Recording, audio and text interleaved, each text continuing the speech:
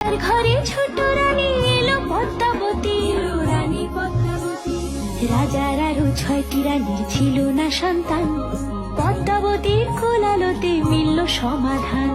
বছর যেতে জন্ম নিল 7 ছেলে 1 মেয়ে, হয় খুশির আকাশ হঠাৎ কালো মেঘে গেল ছেয়ে।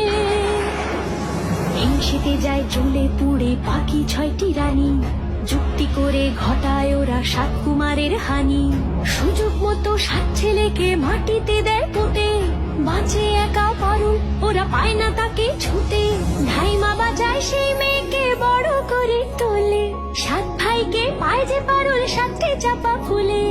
এত কিছুর পরেও রাজার বিপদ যে কাটে না, সূর্য নগরে সুখের সূর্য আর ওঠে না।